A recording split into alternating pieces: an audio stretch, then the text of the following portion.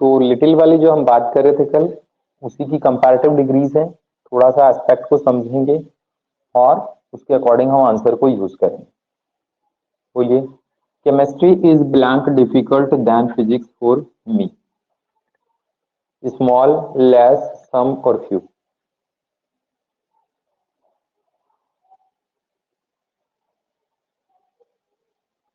Hello, क्या answer होगा इस क्वेश्चन बी का? होगा।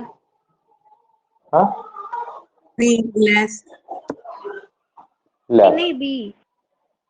अच्छा, डी होगा। कैसे पता लगा? डी नहीं सर, बी। नहीं, कैसे पता लगा वो बताओ मेरे को।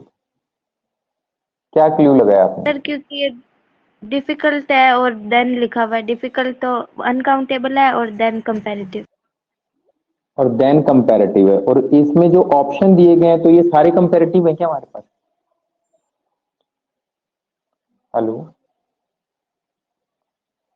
नहीं सर। हेलो, सारे कंपैरेटिव हैं क्या? नो कौन सर। सा ऑप्शन है जिसको हम देखते हटा, कौन सा ऑप्शन है जिसको देखते हटा सकते हैं? देन देख लिया। सी और डी। इस ब्लैंक के बाद आपको कुछ यहां दे रखा है, दे रखा है। अब ये नाउन है या क्या है, कैसा है? हेलो, नाउन है एडजेक्टिव है? नाउन है एडजेक्टिव है। Adjective? Adjective. Difficult adjective. Is an adjective. और एडजेक्टिव से पहले हम यहां भरेंगे तो वो वर्ड हमारे लिए क्या कहलाएगा? क्या कहलाएगा? Adverb ad. कहलाएगा। ठीक है ना? हाँ, एडजेक्टिव को मॉडिफाई करेगा उसे एडवर्ब भी कहेंगे। जी तो सर। सबसे पहली बात कि इनमें से एडवर्ब कौन सा है?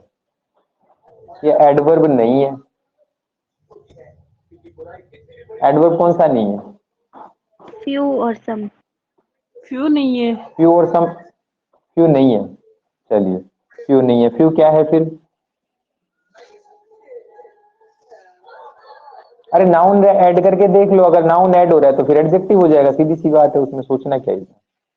हाँ, नाउन ऐड कर लो, नाउन ऐड करोगे तो फिर वो पता लग जाएगा उसका।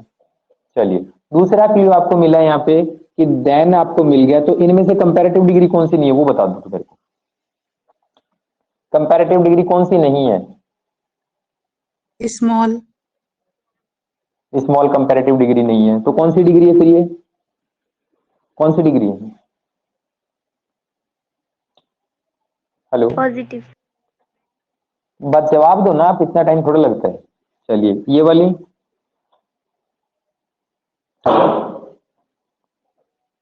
सर ये एडजेक्टिव सम की वो क्या है? एडजेक्टिव तो है, लेकिन जरूरी नहीं है हर एडजेक्टिव का हम डिग्री ऑफ एडजेक्टिव बनाए क्या? तो सम का कहीं डिग्री ऑफ एडजेक्टिव देखा है क्या?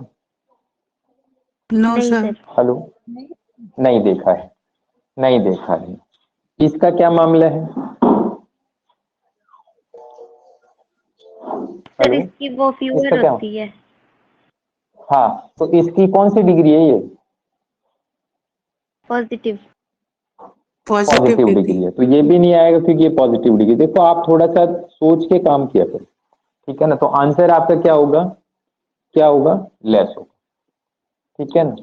अब सीधा सा दिख रहा है, देन दिया है, तो देन देखते हैं, हमें कम से कम इतना तो हम आइडिया लगा सकते हैं कौन सा वर्ड है जिसकी डिग्री नहीं बनती है, या कौन सा वर्ड है जिसकी ये जो डिग्री यहाँ पे डिजायरेबल है वो डिग्री है ही नहीं, इनमें से फॉर्म ही नहीं है कि नहीं? थोड़ा सा इतना एडजस्टमेंट तो आप लगा सकते हैं कि कौन सी पॉजिटिव डिग्री है, कौन सी कंपैरेटिव है, कौन सी सुपरलेटिव, और सेंटेंस की डिमांड क्या है। Choose the blank evil of the two at present. इसमें कौन सा होगा बताओ? पहले तो ये बताओ यहाँ पे डिग्री ऑफ कंपैरिजन कौन सा आएगा? डिग्री ऑफ कंपैरिजन कौन सा होगा? कंपैरेटिव। Comparative comparative degree. होगा। कैसे पता लगा ये बताओ? कैसे पता लगा? टू एट वो क्लू प्रेजेंट बताओ। दो। To at present. हाँ बोलिए, वो एट प्रेजेंट से पता लग गया। To at of at the to. Present, तो फिर ये लिख रखा है ना 5 बार, 5 वाक्य पहले भी लिखवाए और आपको ध्यान रखना चाहिए। तो जी सर। यहाँ ऑफ ऑफ टू है, लेकिन यहाँ देखो मैंने ब्लैंक से पहले क्या लिखा है यहाँ पे? दे रखा। दा दे रखा है और माइक ऑफ कीजिए प्लीज, बीच में माइक ऑफ कीजिए, आपका डिस्टरबेंस आता है। किसका चालू में? आंसर दिया और उसके बाद माइक ऑफ। अगर यहां मैंने दा दे रखा है और यहां मैं एक ई ऑप्शन और आपको दे रहा हूं, क्या लिखा मैंने? लीस्ट। लीस्ट लिख ही रखा है, वैसे तो इसको लिखने की जरूरत ही नहीं, लिस्ट लिख रखा है। तो अब द देखते आप क्या लिखेंगे यहाँ पे? द देखते आप क्या लिखेंगे? द देखते क्या लिखेंगे आप? कौन सी डिग्री लिखते हैं द देखते? लिस्ट लिख द देखते सुपरलेटिव डिग्री लिखते हैं, लेकिन एक्चुअली में यह है क्या? क्या यहाँ सुपरलेटिव डिग्री आएगी क्या? नहीं सर। नो सर, सुपरलेटिव नहीं आएगी। क्यों? क्यों नहीं आएगी? कारण बताओ, कारण बताओ। क्योंकि इनके बीच में दो के बीच में कंपैरिजन। यहाँ लिखा हुआ clearly of the two, of the two लिखा हुआ है, इसलिए हम सिर्फ यही दिमाग में न रखें कि ब्लैंक से पहले द लिखा है तो सुपरलेटिव डिग्री आएगी, फटाफट लगा दो लिस्ट। लेकिन ये भी तो देखो ना आगे हमें क्या क्या बाउंडेशन दी गई। क्वेश्चन आपका इसी वजह से गलत होता है कि आप प्रॉपरली पूरे चैनल को समझते नहीं हो। इनका एक रिलेशन है। या फिर मान लो यहाँ ब्लैंक दे देता है, यहाँ पे आपको क्या दे दिया? कौन सा ऑप्शन होगा पहले तो ये बता दो मेरे को इसमें से। Choose the blank evil of the two at present. Hello,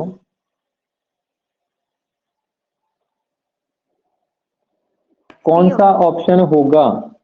हाँ, डी ऑप्शन। ए ऑप्शन है। D option. वेरी गुड, बहुत समझदार हो गए। कोई ए बता रहा है, कोई डी बता रहा है, कोई बी बताएगा, कोई सी बताएगा। कारण तो बताओ ना उसका।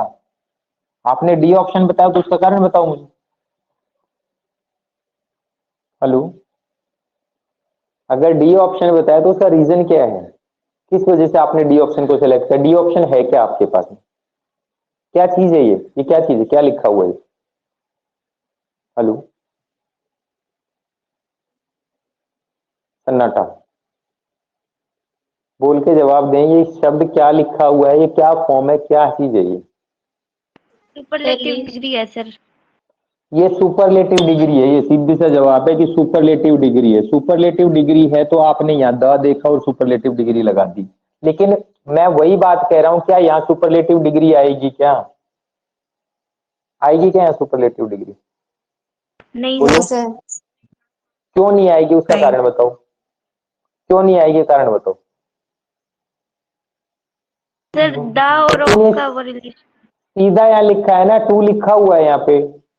सीधा क्या लिख रखा है यहाँ पे? द टू लिखा है। अब टू लिखा है तो सुपरलेटिव डिग्री का मतलब ही नहीं हुआ। ठीक है, यहाँ द लिखा है वो बात आपकी सही, इसकी वजह से सुपरलेटिव डिग्री आती है। लेकिन ये रेस्ट्रिक्शन कर रहा है कि मैं नहीं आने दूंगा आपको।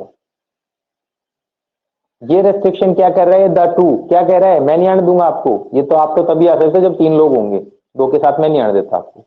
अब यहाँ बताओ आंसर कौन सी डिग्री आएगी फिर? यहाँ पे दो के बीच में कंपैरिजन है तो डिग्री कौन सी आएगी? आएगी बी होएगा सर। कंपैरेटिव डिग्री आएगी। Comparative degree. हाँ, अब देखो, अब जो हमने बात की थी अभी थोड़ी देर पहले कि ये कंपैरेटिव आएगी, तो ये कंपैरेटिव है क्या? पहले तो ये बताओ, ए वाला ये किसने बताया था? ये कंपैरेटिव डिग्री है क्या? नो सर, ये कौन सी डिग्री है? कौन सी डिग्री है? ये पॉजिटिव। ये पॉजिटिव Positive डिग्री है। ये पॉजिटिव डिग्री है, तो ये भी पॉसिबल नहीं है यहाँ पे आना, और वो भी पॉसिबल नहीं है यहाँ पे आना, क्योंकि यहाँ ऑलरेडी टू लिखा हुआ है। अब बच गए ये दो। अब ये दोनों कंपैरेटिव डिग्री है, लेकिन इनमें डिफरेंस क्या है? इसमें और इसमें क्या डिफरेंस है? इसमें और इसमें क्या डिफरेंस है? ये कब यूज करेंगे और ये कब यूज करेंगे? देखो आपकी नोटबुक करके पेज। लेस तो सर स्मॉल इन अमाउंट में, हाँ, और लेसर आपने बताया था सर स्मॉल इन साइज। और इंफीरियर। और भी कुछ लिखा? इंफीरियर में इम्पोर्टेंट। इंफीरियर की बात, इंफीरियर स्मॉलर इंफीरियर इंपॉर्टेंस। की बात की, इंफीरियर या स्मॉलर इंपॉर्टेंस की बात की। तो यहाँ स्मॉलर इन साइज की बात कर रहे हैं, इंफीरियर इन इंपॉर्टेंस की बात कर रहे हैं।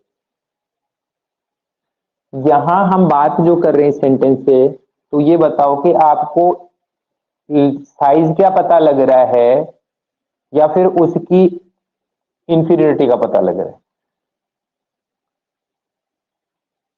Hello, inferior. इंफीरियरिटी का। तो फिर आंसर क्या होगा? सी। लेसर। सी आएगा सर। शब्दों का ही खेल है। सुनील जी आप पूछ रहे थे ना कॉम्प्रिहेंशन क्या होता है? यही कॉम्प्रिहेंशन। कॉम्प्रीहेंशन का मीनिंग है कि हम पर्टिकुलर वर्ड को पर्टिकुलर कॉन्टेक्स्ट में समझ के साथ यूज कर सकें, उसी को कॉम्प्रीहेंशन कहते हैं। ठीक है ना, आता है ना कॉम्प्रीहेंशन पैराग्राफ। तो कॉम्प्रीहेंशन पैराग्राफ का मीनिंग है कि आपने उस पर्टिकुलर पैराग्राफ को स्टडी किया है, उसके बाद उसके रिलेटेड जो क्वेश्चंस हैं उनको आप कॉम्प्रीहेंड करके अपनी समझ के आधार पे बता पाते हैं, नहीं बता पाते, वो कॉम्प्रीहेंशन है। तो ये कॉम्प्रीहेंशन है कि इस लेस और लेसर में क्या डिफरेंस है। ये जो नाउन है, ये स्टेटमेंट है, ये हमें क्या बात बताना चाह रहे हैं, इसके अकॉर्डिंग हम उसको यूज करें। Next topic, this topic is of no blank importance in this exam. बताओ अब इसमें आंसर क्या होगा। This topic is of no blank importance in this exam. C आएगा सर, लेसर। अच्छा ये बताओ, इस सेंटेंस में कोई कंपैरिजन हो रहा है क्या? जी सर। ये जो सेंटेंस कहाँ हो रहा है? ये सर दिस टॉपिक का हो रहा है तो सर दैट के साथ होगा। दैट के साथ होगा। हाँ दैट के साथ होगा, तो मैंने यहाँ पे लिखा नहीं। हाँ तो और अदर जो अदर टॉपिक्स बच गए उनके साथ हो रहा है, सीधा सी बात है, लेकिन वो मैंने कहीं लिखे नहीं, तो नहीं लिखे तो भी वो कॉम्प्रिहेंड हम कर पा रहे, समझ पा रहे हैं उसको। अब यहाँ बात आ रही है this topic is of no blank importance in this exam. तो अब यहाँ कंपैरेटिव डिग्री ये भी है और कंपैरेटिव डिग्री ये भी है। अब आपको पता लग गया सेंटेंस है कंपैरेटिव डिग्री डिमांड कर रहा है, तो कंपैरेटिव ये भी और कंपैरेटिव ये भी। अब कौन सी आएगी इसमें से? ये लेसर आएगी, सी। ये आएगा। हेलो, सी आएगा। तो क्या एस्पेक्ट क्या मिला हमको, क्या कौन सा कॉन्टेक्स्ट मिला कि हम इसको प्रीफर कर रहे हैं, इसको प्रीफर कर रहे हैं, क्या क्या मिला बताओ। इम्पोर्टेंस दिखा रहा है ये उसकी। यहाँ ऑलरेडी वर्ड लिखा है मैंने इंपॉर्टेंस, मैंने ऑलरेडी यहाँ इंपॉर्टेंस मेंशन कर रखा है, थोड़ा सा समझने की। ठीक है ना, इंटेंसिटी की बात है, इंपॉर्टेंस की बात है, तो फिर क्या हो गया, no lesser importance in this exam than other topics. लिखना चाहो तो आप यहां लिख सकते हो उसके साथ एरो लगा के, क्या लिखोगे, देन अदर टॉपिक्स। ये मैंने लिखा नहीं था, ठीक है ना, देन अदर टॉपिक्स। क्लियर, पता लग गया इंटेंसिटी का। अब साइज की बात नहीं हो रही, उसकी इंपॉर्टेंस की बात पर। This is the blank aid which is granted by the government to the farmers this year. बोलो, this is the aid which is granted by the government to the farmers this year. अब यहाँ ये बताओ कि कौन सी degree की बात हो रही है? Superlative degree sir, option A. Superlative degree की बात हो रही है, क्योंकि हाँ, क्योंकि यहाँ सीधा सा है कि हमें कहीं दो की चर्चा नहीं की गई है। एड हो सकता है गवर्नमेंट ने और भी बहुत सारी जारी की हो, लेकिन उनमें से क्या है बताओ, आंसर क्या होगा, आंसर क्या होगा? लिस्ट होगा सर, ऑप्शन ए। तो लेटेस्ट नहीं होगा क्या? लेटेस्ट नहीं हो सकता क्या? लेटेस्ट का क्या मतलब है? इसमें भी तो ईएसटी लग रहा है, इसमें भी तो ईएसटी लग रहा है, और इसमें तो एसटी लग रहा है। लेटेस्ट तो मीनिंग ही अलग हो। क्या मीनिंग होगा तो बता दो मुझे, लेटेस्ट का मीनिंग क्या होगा बताओ। सर एकदम जो नया होता है लेटेस्ट।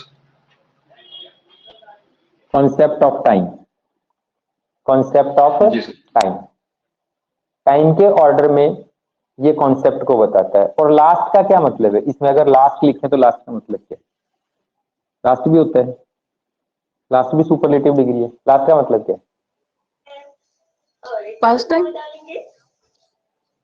हाँ, लास्ट का मतलब तो लास्ट ही होगा, अंतिम सर। ठीक है। ये किसको बताएगा, ये किसको बताएगा, सीक्वेंस को। किसको बताएगा लास्ट, किसको बताएगा, सीक्वेंस या ऑर्डर को, सीक्वेंस या ऑर्डर को बताए, ठीक है ना। लास्ट किसको बताएगा, सीक्वेंस या ऑर्डर को। लेटेस्ट किसको बताएगा, टाइम को बताएगा। लेकिन यहां जो हम बात कर रहे हैं वो किसकी बात कर रहे हैं, क्वांटिटी की बात कर रहे हैं, क्वांटिटी की तो बात कर रहे हैं। This is the blank ad. Ad क्या होती है, एड क्या होता है? सर सहायता मात्रा। करना। सहायता राशि, सहायता,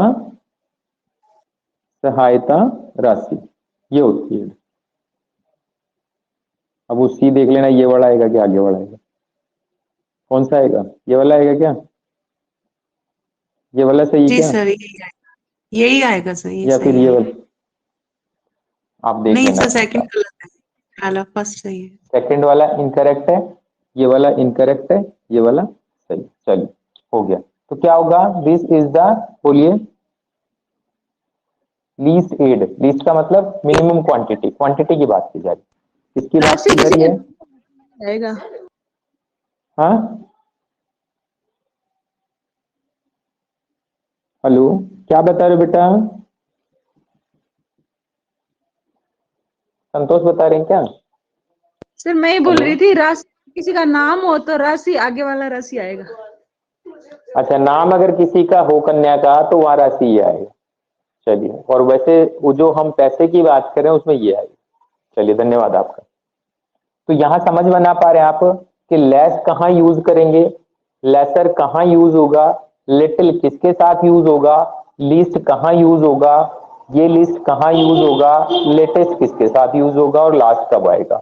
ये किसके साथ आएगा, ये वाला लिस्ट, ये वाला लिस्ट कब आता है? शुड के साथ सर। शुड के साथ आता है लिस्ट ये सर। शुड के साथ, ये शुड के साथ आता है। और ये लेटेस्ट, ये क्या, इसका मीनिंग क्या है, लेटेस्ट का मीनिंग, लेटेस्ट का मीनिंग क्या है, किसके कॉन्टेक्स्ट में है?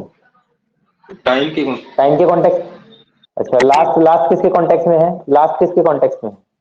Sequence order. ऑर्डर सीक्वेंस या ऑर्डर की। क्लियर? चलिए, थैंक यू। तो लिटिल की बात हमने 2 दिन की है, तो लगभग इससे रिलेटेड जो वर्ड्स थे, कंपैरेटिव डिग्री थी, सुपरलेटिव डिग्री थी, उसको आपने अंडरस्टैंडिंग कर लिया है। अब हम बढ़ते हैं आगे। हाँ जी, तो नेक्स्ट हमारा जो डिटर्मिनर है जिसकी हम बात कर रहे हैं, फर्स्ट हमारा है कॉमन, और कॉमन नहीं, सॉरी, फर्स्ट है म्यूचुअल और सेकंड क्या है, कॉमन। ठीक है, अब म्यूचुअल और कॉमन का मैंने वर्ड मीनिंग लिखा है यहाँ पे रेसिप्रोकल, और यहाँ लिखा है बिलोंगिंग टू मैन। यहाँ जो बात होगी वो 2 पर्सन्स की बात होगी। किसकी? 2 पर्सन, या मोर देन 2 भी हो सकता है। ठीक है ना, मोर देन 2 भी हो सकता है, लेकिन वो ईच अदर होगा। ठीक है, यहाँ क्या होगा, यहाँ क्या होगा, single, single SINGLE, single to man, single to MANY। देखो एक डायग्राम बनाते हैं।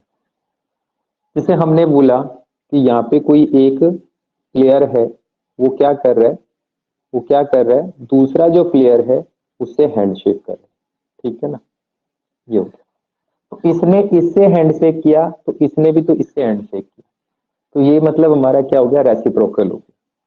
लेकिन यहाँ क्या होगा, यहाँ जैसे मान लीजिए कोई भी होस्ट आता है आपका इनागुरेशन के लिए, और यहाँ प्लेयर्स खड़े हैं, यहाँ प्लेयर्स खड़े हैं, तो अब वो क्या करेगा, क्या करेगा, जितने भी प्लेयर्स हैं, जितने भी प्लेयर्स हैं उनसे एक एक 1 बाय 1 क्या करेगा, इंटरेक्ट करेगा। तो यहाँ क्या होगा, कॉमन का कॉन्टेक्स्ट होगा। ठीक है ना। अब यहाँ कॉमन का कॉन्टेक्स्ट क्यों होगा, क्योंकि यहाँ 2 थे, उन्होंने आपस में इंटरचेंज किया, लेकिन यहाँ ये है, ये सिर्फ इससे कर रहा है, फिर इससे कर रहा है, फिर इससे, और फिर इससे। लेकिन ये जो बाकी 3 लोग बच गए ना, ये आपस में कहीं भी एक दूसरे से वो एक्टिविटी नहीं कर रहे जो एक्टिविटी यहाँ। क्लियर, डिफरेंस समझ में आ गया कि यहाँ ये जो है वो म्यूचुअल कर रहे हैं, और यहाँ जो है ये है क्या कर रहा है, कॉमन। कॉमन कैसे हुआ, ये इनके साथ इंटरेक्ट करेगा, फिर इनसे इंटरेक्ट करेगा, 1 बाय 1 सबसे करेगा। लेकिन यहाँ ये जो लोग हैं आपस में, ये एक दूसरे से इंटरेक्ट नहीं करेंगे, उस प्रोसीजर को फॉलो अप नहीं करेंगे, इसलिए हमने यहाँ क्या लिखा है, कॉमन। ये इसका मेन कॉन्टेक्स्ट है, बाकी एग्जाम्पल अभी हम समझते हैं किस तरह से उनको यूज करेंगे। ओके जी सर, हाँ सही जी, बात है। तो देखिए, हाँ सही बात है ना। तो अब शुरू करते हैं। 2 वर्ड हमारे पास में, एक वर्ड है कॉमन, एक वर्ड तो क्या है, कॉमन, और दूसरा क्या है, म्यूचुअल। अब कॉमन और म्यूचुअल का मीनिंग आप समझ गए कि 2 से अधिक की बात होगी और वो उनमें कॉमन फैक्टर होगा तो हम कॉमन को यूज करेंगे, और जहां 2 की बात होगी और म्यूचुअल अंडरस्टैंडिंग होगी या म्यूचुअल कॉन्टेक्स्ट होगा तो हम वहां को म्यूचुअल को यूज करेंगे। The blank understanding between the mister Sunil and Krishna is growing day by day. अब कितने लोगों की बात हो रही है, और यहाँ इस ब्लैंक के बाद नाउन कौन सा है? हेलो, कितने लोगों की बात है?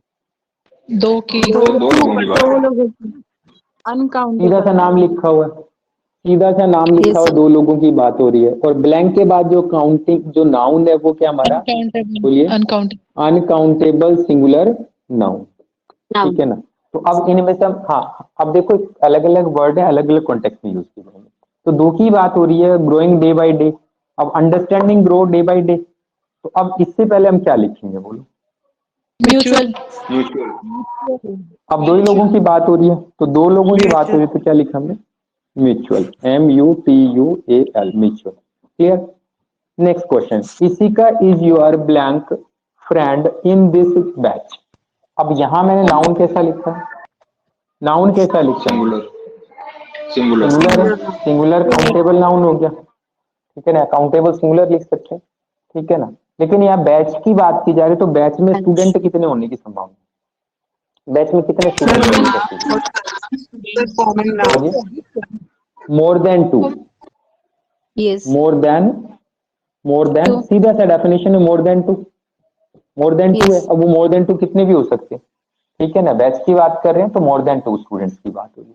तो यहाँ इशिका क्या हो गया है वहां पे, बोलिए, म्यूचुअल है कॉमन है, कॉमन। कॉमन। कॉमन हो गई, ठीक है ना। Ishika is your common friend in this batch. चलिए नेक्स्ट क्वेश्चन, ठीक है ना। This is a very blank book among law students in these days, in these days. Common. हाँ बोलिए, अब कितने लोगों की बात हो रही है, कितने लोगों की बात हो रही है, मोर देन। यहाँ क्या लिखा है, अमंग लिखा है, अमंग लिखा है, तो इसका मतलब अमंग, देखो बिटवीन है, बिटवीन कितने लोगों के लिए यूज करते हैं, बिटवीन दो लोगों के लिए। दो के लिए। और अमंग कितने के लिए यूज करेंगे, अमंग कितने के लिए यूज होगा, मोर देन टू। तो more than two, more than two हो गया, मोर देन टू हो गया, तो मोर देन टू हो गया, तो अब यहाँ क्या लिखेंगे, this is a very mutual book, common. Common. This is a very common book, this is a very common book. चलिए यहाँ बताइए, C and her friend blank their notes for studying the topic in detail. Mutual. Mutual होगा। चलिए mutual होगा, दो हो गए ना। क्या, हाँ हाँ जी, टू की बात हो रही म्यूचुअल। अच्छा ये बताओ, इस वाले म्यूचुअल में और इस वाले म्यूचुअल में क्या difference,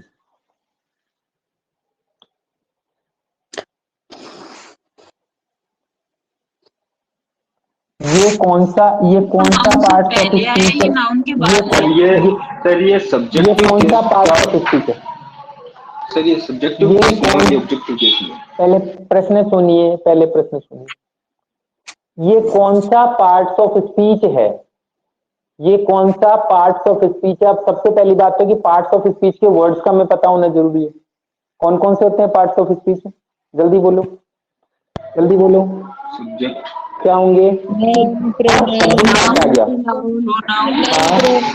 pronoun, mic off, adverb, verb, adverb, adverb, हाँ जी, preposition, preposition, preposition, conjunction, conjunction, conjunction, और इंटरजेक्शन, इंटरजेक्शन, इंटरजेक्शन। तो यहां हम बात कर रहे हैं पार्ट्स ऑफ स्पीच की, किसकी बात कर रहे हैं, पार्ट्स ऑफ स्पीच के अकॉर्डिंग पूछा मैंने, parts of speech, parts of speech के हमारे पास यही टॉपिक है, इन्हीं को हम स्टडी कर रहे हैं, एडजेक्टिव को स्टडी कर रहे हैं। तो यहाँ जो से मैंने पूछा, ये वाला वर्ड है म्यूचुअल और यहाँ जो वर्ड है म्यूचुअल, इन दोनों में कौन सा पार्ट्स ऑफ स्पीच है, ये कौन सा पार्ट्स ऑफ स्पीच है, एडजेक्टिव। नाउन से जस्ट पहले लिखा है, तो नाउन से जस्ट पहले लिखा है तो क्या होगा, बताओ, नाउन से पहले लिखा है तो क्या होगा, एडजेक्टिव होगा, सीधी सी बात है, नाउन से पहले लिखा है तो एडजेक्टिव होगा, ये एडजेक्टिव हो गया, वो सब्जेक्टिव ऑब्जेक्टिव की बात नहीं कर रहे। यहाँ ये यहाँ कौन सा पार्ट्स ऑफ स्पीच है, हाँ सही बोल रहे हो, किसने बताया, जोर से बोलिए, वर्ब है, वर्ब है, वर्ब है, यहाँ पे ये क्या है, वर्ब, एकदम क्लियर आप, क्योंकि यहाँ देखो हमने क्या लिखा है, ये सब्जेक्ट लिखा है, ये एंड से जुड़ गया, सब्जेक्ट प्लूरल है, ये एंड से जुड़ गया प्लूरल सब्जेक्ट है, तो वर्ब लिखे यहाँ पे, ठीक है ना। तो जरूरी नहीं है एक वर्ड एक ही कॉन्टेक्स्ट में हम यूज करें, ये हो सकता है एक वर्ड वही सेम स्पेलिंग और कॉन्टेक्स्ट भी लगभग वैसा ही होगा, लेकिन पार्ट्स ऑफ स्पीच में उसका यूज डिफरेंट होगा। Clear clear, hello, yes sir. जी सर। Yes, sir. हाँ जी, नोट कीजिए, फिर बढ़ते हैं हम आगे।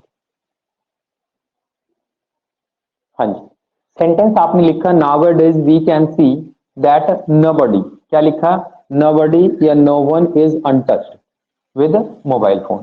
कि अब हम राइटिंग की बात कर रहे हैं इसमें, तो इसमें हमने क्या देखा कि आप कहना जो चाह रहे हो बात यहाँ लिख दिया आपने, अब एक वर्ड तो आपने यहाँ nobody लिखा है, या nobody नहीं लिखा तो उसकी जगह आप none लिख सकते हो, या नो वन भी लिख सकते हैं, एन कैपिटल नहीं होगा स्मॉल ही होगा, ठीक है ना, नन या नो वन, दोनों का मीनिंग एक ही है, नो वन है तो उसी को हम शॉर्ट फॉर्म में नन लिखते हैं। इज अनटच्ड, अब यहां एक नेगेटिव ये यूज कर दिया, एक नेगेटिव ये यूज कर दिया, तो जब डबल नेगेटिव हम साइन यूज कर रहे हैं, डबल नेगेटिव, तो उसका जो सेंस है, सेंस क्या होगा, सेंस क्या होगा उसका, पॉजिटिव सेंस, ठीक है ना, क्या होगा, पॉजिटिव। सेंटेंस को अगर मैं ये कहूं कि यहां तक ये आपने nowadays we can see that, यहां से ये जो नोबडी इज अनटच्ड लिखा है, अगर इसकी बजाय हम कोई ऐसा सेंटेंस, ऐसा क्लूज लिखे जो पॉजिटिव वे में हो, वे तो पॉजिटिव, इसका इसका जो सेंस है ना वो तो पॉजिटिव है, लेकिन स्ट्रक्चर उसका पॉजिटिव हो, बताओ उसमें ये नेगेटिव वर्ड नहीं आना चाहिए उसमें, बोलिए, नेगेटिव वर्ड नहीं आना चाहिए। अगर मैं यहां लिख Sir, दूं, everybody is मैंने touched सब्जेक्ट with mobile. हाँ, yes, everybody, everybody, everybody is familiar या वेरी फैमिलियर, ठीक है ना, टच की जगह हम वर्ड चेंज करें यहाँ पे, वेरी, LIER, ठीक है spelling, Yes, sir. Everybody is familiar with a smartphone, with a smart, sir with होगा ना, टू नहीं होगा ना, टू मोबाइल नहीं होगा ना सर, विथ मोबाइल होगा। फैमिलियर विद ही लिखना है बेटा, फैमिलियर के साथ टू नहीं लिखना, ठीक है ना, और कोई इशू Yes, नहीं, sir. कई बार हम लिटरली कर लेते हैं, फ्लो में लिख लेते हैं, विद की जगह टू भी लिखा जाता है, वो कोई इशू नहीं, ठीक है ना। अब यहां आपने क्या देखा कि जिस एक, हेलो,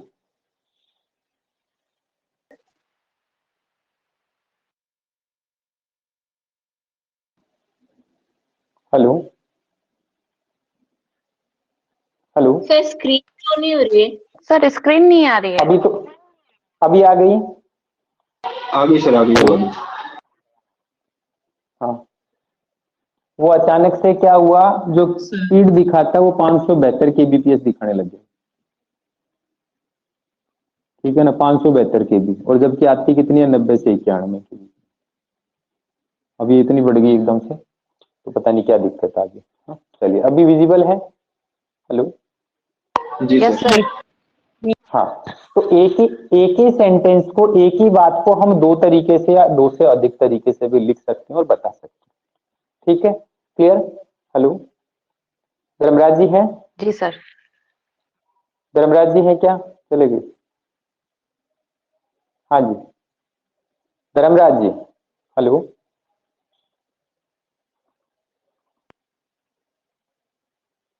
सुन पा रहे हैं सर मुझे, जी सर। हाँ जी, देखिए सर, ये तो बात हमारी उनकी हो गई, वो सेंटेंस की जो उन्होंने पूछा था। अब देखिए आपकी जो प्रॉब्लम है, आपकी जो क्यूरी है वो ये है कि आप वर्ड को ग्रिप नहीं कर पा रहे, आप जो सेंटेंस है, सेंटेंस आपका है, उस सेंटेंस को आप ग्रिप नहीं कर पा रहे।